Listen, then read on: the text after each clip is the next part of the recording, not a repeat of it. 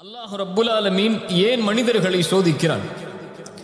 ஒரு மனிதன் சோதிக்கப்பட்டால்தான் பலமுள்ளவனாக மாறுவான்.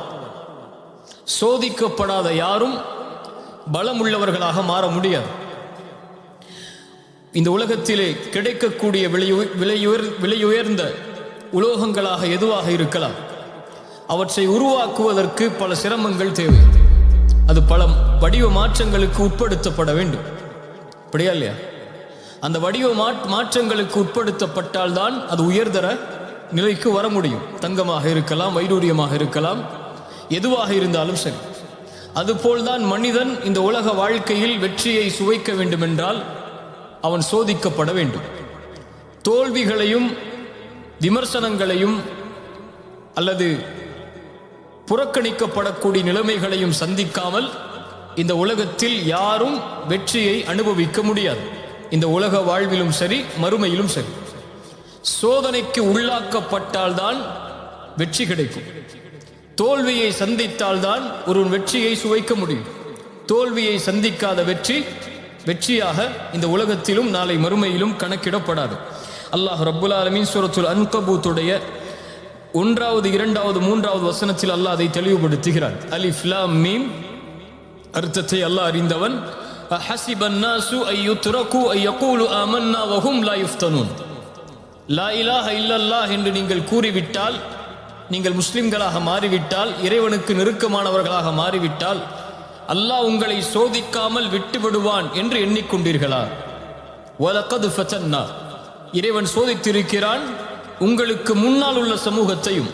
ஃபலயஅலமன்னல்லாஹு அல்லதீன ஸதகு வலயஅலமன்னல் காதிபீன். ஏன் அந்த சோதனை? அந்த சோதித்து யார் வெற்றி பெறுபவர்கள், யார் உண்மையாளர்கள், அதில் யார் தோற்று பொய்யர்களாக மாறுபவர்கள் என்பதை இறைவன் பிரித்தறிந்துதான் உங்கள் ஈமானை இறைவன் அங்கீகரிப்பார். புரியுதா?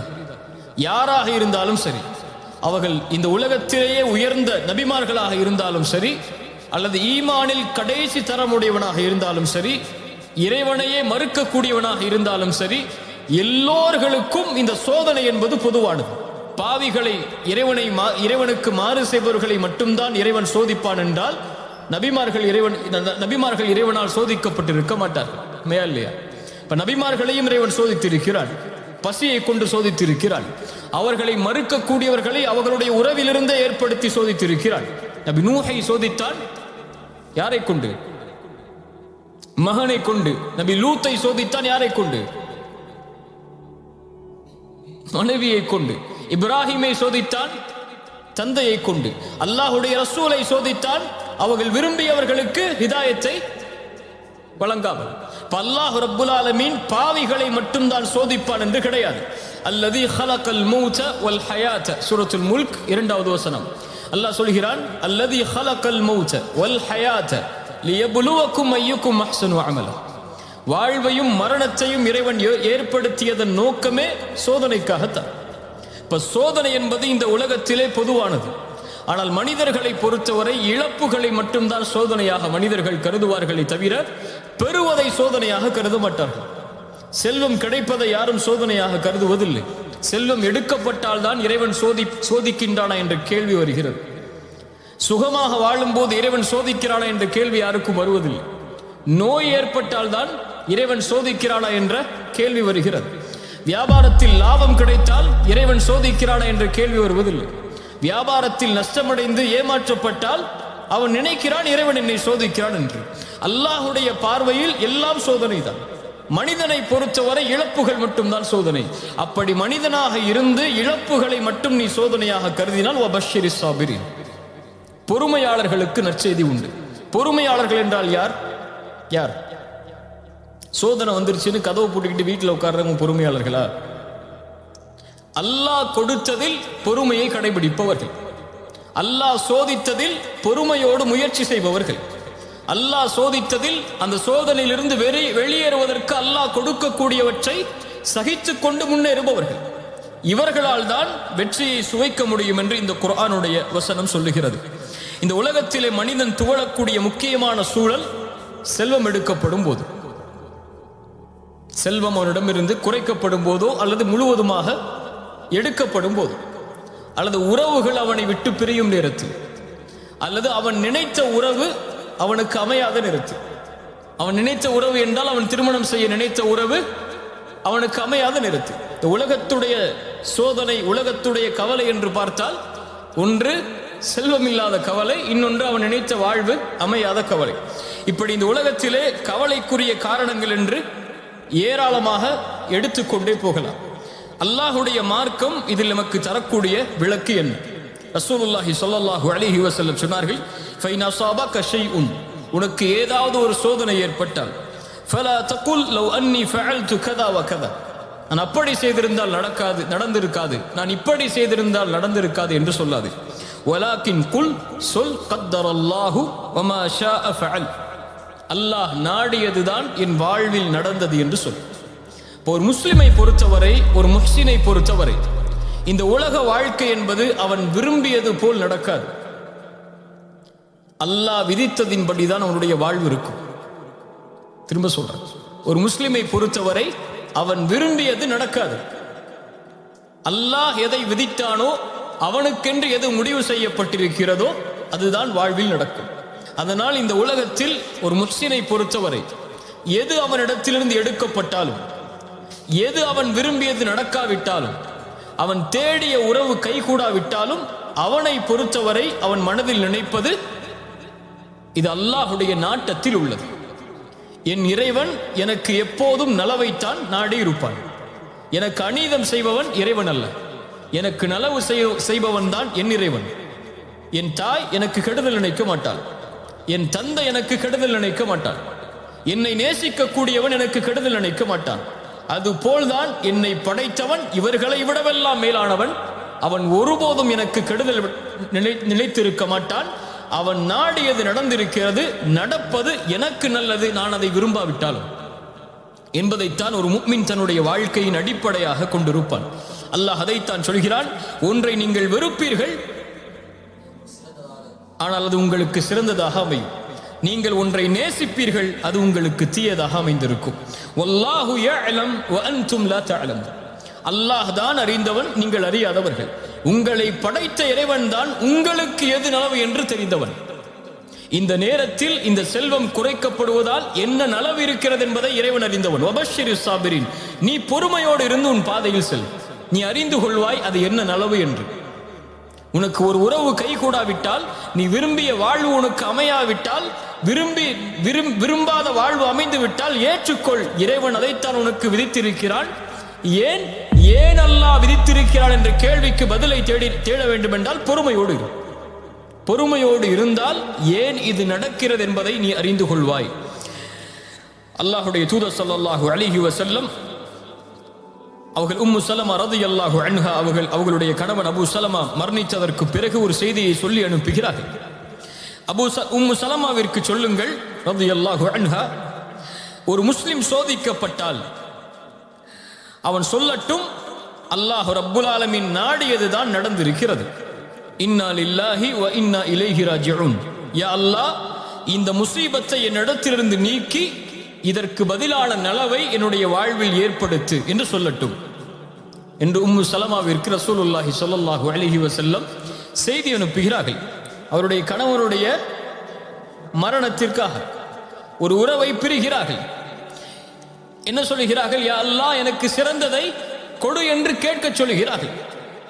உம்மு சலமா அறிவாளி, உடனே சொன்னார்கள், அபூ சலமாவை விட சிறந்த கணவரை அல்லாஹ் எனக்கு கொடுப்பாடா என்று. என்ன கேட்டார்கள்? அபூ சலமாவை விட சிறந்த கணவரை இறைவனுக்கு கொடுக்க முடியுமா என்று. அல்லாஹ் ரப்புல் ஆலமீன் அந்த கேள்விக்கு பதிலாக அல்லாஹுடைய ரசூலை கொடுத்தார். ரசூலை விட அபூ சலமா பெரியவர் அல்ல, சிறந்தவராக இருக்கவும் முடியாது. ரசூலுல்லாஹி ஸல்லல்லாஹு அலைஹி வஸல்லம் அவர்களை அல்லாஹ் ரப்புல் ஆலமீன் திருமணம் முடித்து கொடுத்தான். இந்த உலக வாழ்வு இப்படித்தான். فإن مع العسر يسرا إن مع العسر يسرا, சிரமத்தோடு இன்பம் என்பதும் சேர்ந்து வரும், சிரமத்தோடு இன்பம் என்பதும் சேர்ந்து வரும். இப்னு அப்பாஸ் சொன்னார்கள் ரலியல்லாஹு அன்ஹு, இந்த வசனத்திற்கு விளக்கமாக சூரத்து ஷரஹ்லே வரக்கூடிய இந்த வசனத்திற்கு அல்லாஹ் ரப்புல் ஆலமீன் பஅத் என்ற வார்த்தையை பயன்படுத்தவில்லை, மஅ என்ற வார்த்தையை அல்லாஹ் பயன்படுத்தி இருக்கிறான். அல்ஹம்துலில்லாஹ். பஅத் என்றால் சிரமத்திற்கு பிறகு இன்பம் வரும். ஆனால் அல்லாஹ் சொல்லுவது சிரமத்தோடு இன்பம் வரும். சிரமம் வந்தால் அதன் தொடர்ச்சி அடுத்து இன்பம் தான். நீ பொறுமையாக சகிக்க வேண்டியது அந்த சிரமத்தை தான். இருள் இருக்கிறது என்றால் நீ கழிக்க வேண்டியது அந்த இருளைத்தான். வெளிச்சம் மறுநாள் காலையில் இருக்கிறது. நீ கவலையில் இருளாகிவிட்டது என்று நினைத்தால் வெளிச்சத்தை பார்க்க முடியாது. இதைத்தான் அல்லாஹ் ரப்புல் ஆலமீன் நபிமார்களுக்கும் பாடமாக புகட்டினான். சூரா யூசுஃபுடைய 110வது வசனத்தில் அல்லாஹ் சொல்கிறான், ஹத்தா இதஸ்தைஅஸ الرسل وظنوا انهم قد كذبوا. நபிமார்கள் அழைப்பு பணி செய்கிறார்கள். நபி நூஹ் அழைப்பு பணி செய்கிறார். இறைவனின் பக்கம் மக்களை அழைத்துக் கொண்டே இருக்கிறார். ஆனால் மக்கள் எல்லோரும் அவர்களை வெறுக்கிறார்கள், புறக்கணிக்கிறார்கள், பொய்யர் என்கிறார்கள், சூனியக்காரர் என்கிறார்கள். என்ன நினைத்துக் கொண்டார்கள் நபிமார்கள்? இனிமேல் நம்மை யாரும் நம்பிக்கை கொள்ளக்கூடியவர்கள் உருவாக மாட்டார்கள் என்று நினைக்கும் போதுதான் ஜாஅஹும் நஸ்ருனா, அல்லாஹ் அவர்களுக்கு உதவி செய்வான். அல்லாஹ் அவர்களை அதுவரை அந்த நம்பிக்கையின்மையை அல்லாஹ் ஏற்படுத்தி கொண்டே இருப்பான். அந்த நம்பிக்கையின்மை ஏற்பட்டு முடிந்தது என்று நினைக்கும் போது அல்லாஹ் உதவி செய்வார். ஜாஅஹும் நஸ்ருனா. அதனால் அல்லாஹ் ரப்புல் ஆலமீன் ஒரு முஃமினுக்கு சொல்லக்கூடியது, செல்வி சோதனை வந்தால் துவண்டு உட்காராது, சிரமம் வந்தால் உன்னை அழித்துக் கொள்ளாது. ஏன்? ஒரு முஹ்சின் அப்படி இருக்க மாட்டார். இஹ்சானுக்கும் இதுக்கு என்ன சம்பந்தம்? நீங்க உள்ளே யோசிச்சீங்கல்ல, இஹ்சானுக்கும் இதுக்கும் என்ன சம்பந்தம் என்று சூரத்துல் அன்கபூத் சொல்கிற 69வது வசனத்தில், வல்லதீன ஜாஹது ஃபீனா லனஹ்தியன்னஹும் சுப்லனா வ இன்னல்லாஹ லமஅல் முஹ்சினீன். சூரத்துல் அன்கபூத் 69வது வசனம். வல்லதீன ஜாஹது ஃபீனா, எம்முடைய பாதையில் யார் முயற்சி செய்கிறார்கள், வரக்கூடிய சோதனைகளில், வரக்கூடிய சிரமங்களில், வரக்கூடிய இழப்புகளில் யார் எம்முடைய பாதையில், அதாவது அல்லாஹ்விற்காக, அல்லாஹ்வை நோக்கமாக கொண்டு, அல்லாஹ்வை மனதில் நிறுத்தி யார் முயற்சி செய்கிறார்களோ நிச்சயமாக நாம் அவர்களின் பாதையை திறந்து வைத்தே தீருவோம். லனஹ்தியன்னஹும் சுப்லனா. ஏன்? வ இன்னல்லாஹ லமஅல் முஹ்சினீன். இப்படி போராடக்கூடிய, இப்படி சிரமங்களை எதிர்த்து நிற்கக்கூடிய, இப்படி சோதனையின் போது முயற்சி செய்யக்கூடிய இந்த முஹ்சின்களோடு அல்லாஹ் இருக்கிறார். இப்ப சோதனைகளில் போராடுபவன் முஹ்சின், சோதனைகளை எதிர்கொள்பவன் முஹ்சின், சோதனையில் வெற்றி காண்பதற்காக முயற்சி செய்பவன் முஹ்சின். அவன் மனதிலே நினைப்பது அல்லாஹ்வுடைய நாட்டம் நடந்திருக்கிறது. ஒவ்வொன்றிற்கும் ஒரு காலம் உண்டு.